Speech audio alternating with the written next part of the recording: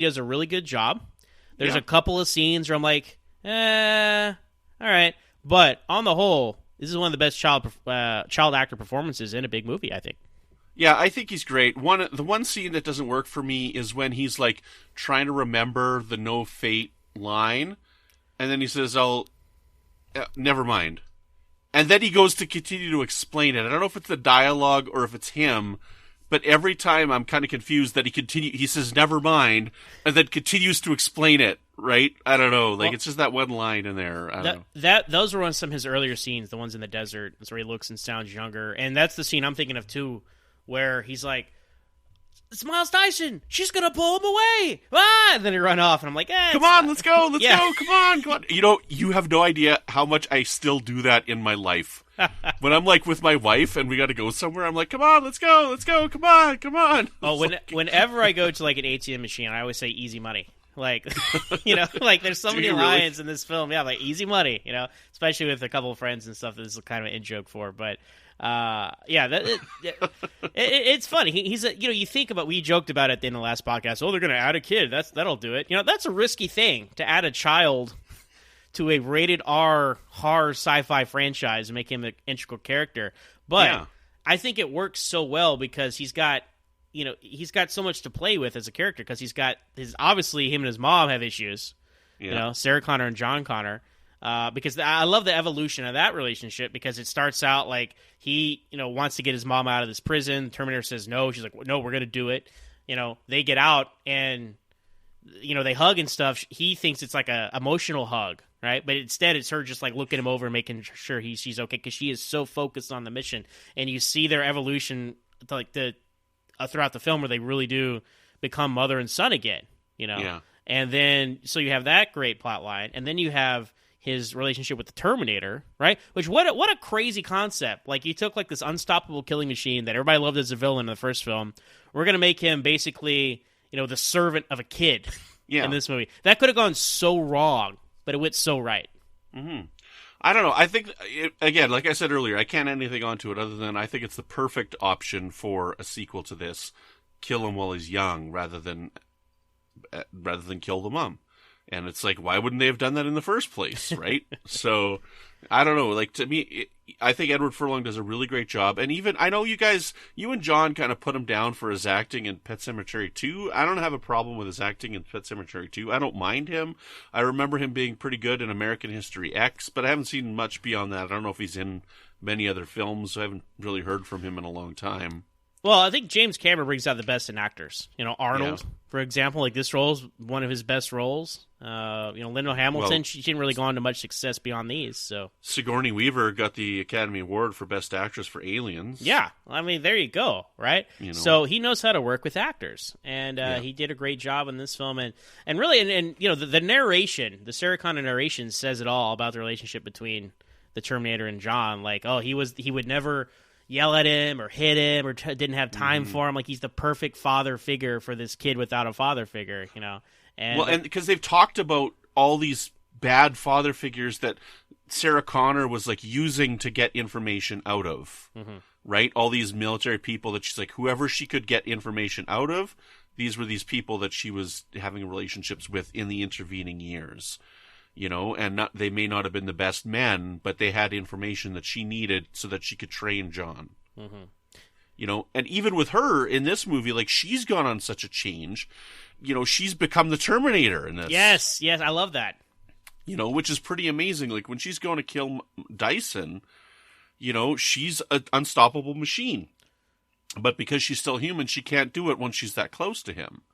Which is interesting that Silberman even tells her that earlier in the film, when she's like, she's trying to break out of the prison, and she's got the needle up to Silberman's neck. She's like, "You're not a killer, Sarah," and that comes to play at the end when she goes to kill Dyson. And you're right, Brandon. Like, they even use the Terminator, like the gongs and the Brad Fiedel gongs and all that. Yeah. The same musical language that they use for the Terminators, they use for Sarah Connor in those scenes. She's got the glasses on, like, she is the Terminator now, and it's crazy. It's that evolution. But you buy in the last 10 years, like, I bought the transformation. Like, Linda Hamilton really did go all out.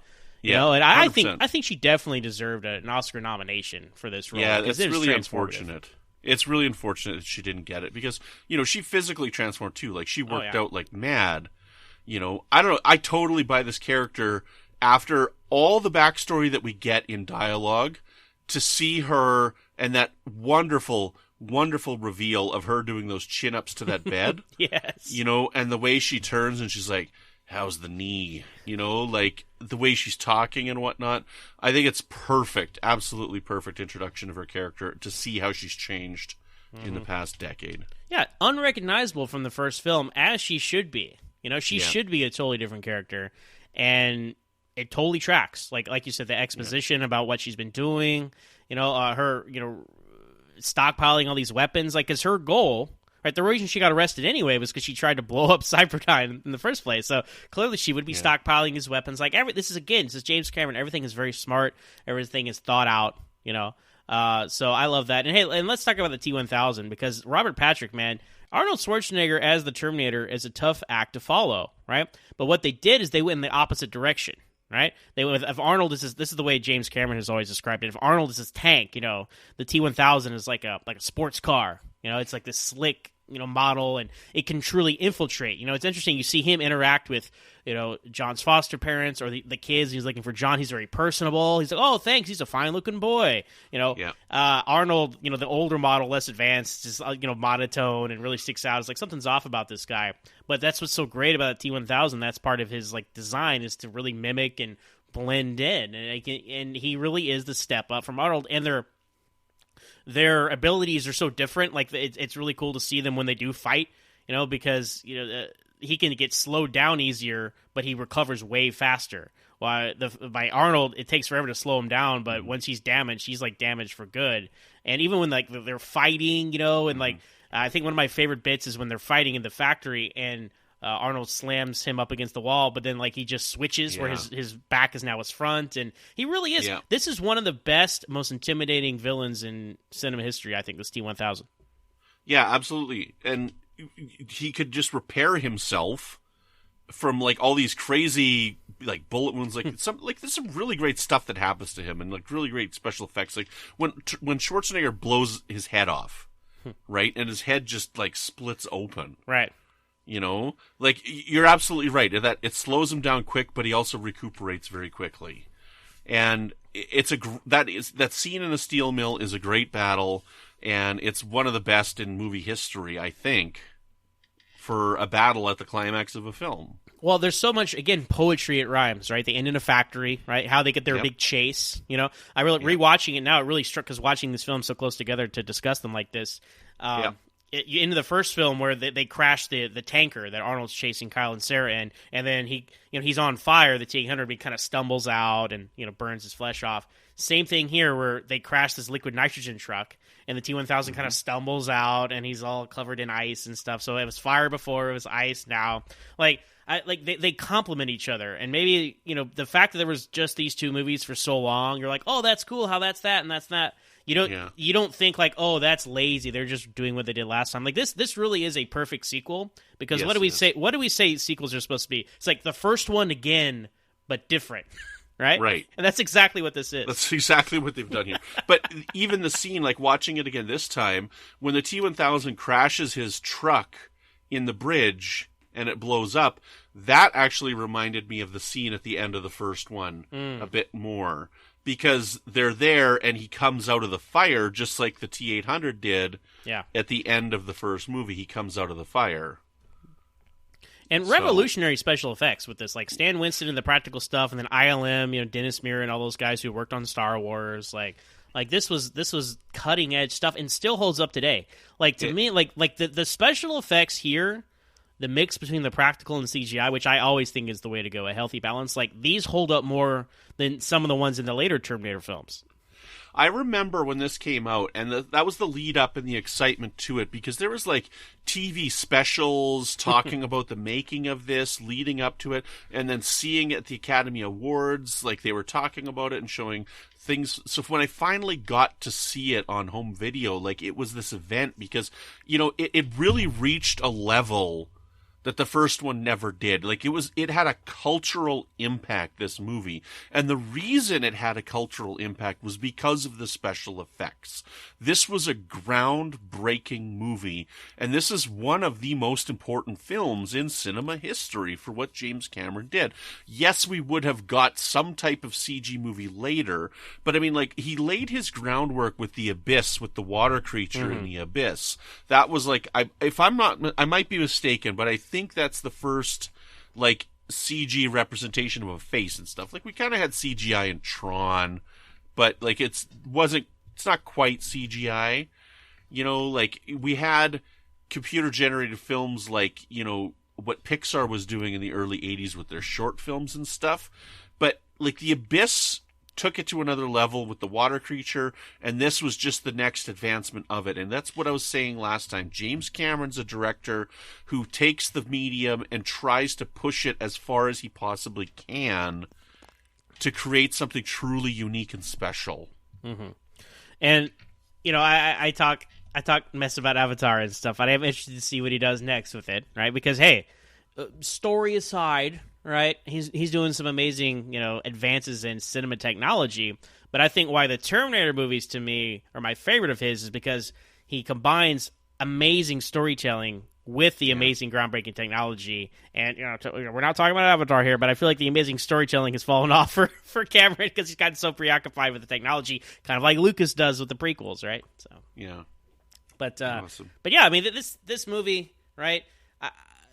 What else can you say about it? Right? There's just so many amazing things about it, and I have one thing that I want to mention here. So the Blu-ray version that you have, so I watched the the extended version on my DVD, which wasn't the best quality resolution. Like, this is an early DVD, right? Mm-hmm. And then I watched the high-definition theatrical cut on Netflix, which was apparently also the same remastered version that was the 3D version, because it actually popped up, right? Okay. This is the 3D thing. So I'm watching this, and I've seen this movie, I don't know, 1 million times, right? So when Arnold Schwarzenegger, when the Terminator rides his motorcycle off in that slow motion thing, it's not Arnold Schwarzenegger, and you can see that because he's like front and center in the thing. They frickin' replaced his face in this version of it, and I'm like, no. Oh, I like that they did that, because that's... It doesn't look good. You can see that it's replaced, and I'm like, boo. Oh, okay, so it's noticeable that it's... I noticed it. Well, no, is it noticeable in a bad way, or is it noticeable because... In a bad way. Okay, all right. So that's I haven't seen the 3D one. I didn't get a chance to go see it when it came out in theaters recently with the 3D transfer. But no, those stunt doubles in that canal chase sequence for both Arnold and Edward Furlong, those are Star Trek the original series quality stunt doubles. They look nothing like absolutely. They look nothing like it. It's embarrassing. So, in my opinion, that's something that you should change if you get a chance. Because it's not like, oh, well, we had some bad, you know, it's not like if they went and CGI'd the Terminator 1984, like replace the stop motion with CGI. I think that's a step too far. But it's like, yeah, replacing a stunt double, that's just technical stuff, and I think you could totally do that. So they did a poor job of it, huh? The face swap? I don't know. To me, I could tell that it was just it was done computer generated, that they put Arnold's face over top of it, and I'm like, oh no, that was not good. Interesting. So I don't know, like, that's the version that I watched. So the Blu-ray version you have, it's still the stunt double? Yes, because this was before they did the 4K UHD 3D remastering job they did a couple years back as of this recording for Terminator. Yeah, 2. so I didn't watch it in 3D, but it actually came up with the thing that, like, it said, I can't remember exactly what it said. But right, well, yeah, they remastered it, and that's the one that I guess they have now on the streaming services. So yeah, I have my Terminator anthology set with, you know, the 4 Terminator movies. And then, yes, Brandon, I did have to, if you guys have been following on Twitter, I did... have to buy Terminator. I didn't have to buy Terminator Genesis, right? I could have rented it or something, but it's like it was literally $9 on Blu-ray. It's like, okay, for the sake of this podcast, I will spend $9, and now I'm the proud owner of Terminator 5. You know, it'll sit right next to my Terminator Anthology box set moving forward. Did you also buy Children of the Corn 4? We haven't gotten to Children of the Corn yet, but we'll get there. So anyway, I love this movie. This movie is absolutely amazing, and, you know, I just jump in the gun. Watching the Terminator, and having not seen them for so long, growing up, I always thought Terminator 2 was better. And last week, watching the Terminator after it's been 15 years, I'm sure, since I've seen it, I'm like, holy crap, this movie is so good. It's got to be better than Terminator 2. And then I watch this again, and it's like, nope. Yeah. Terminator 2, I think, is still the superior film.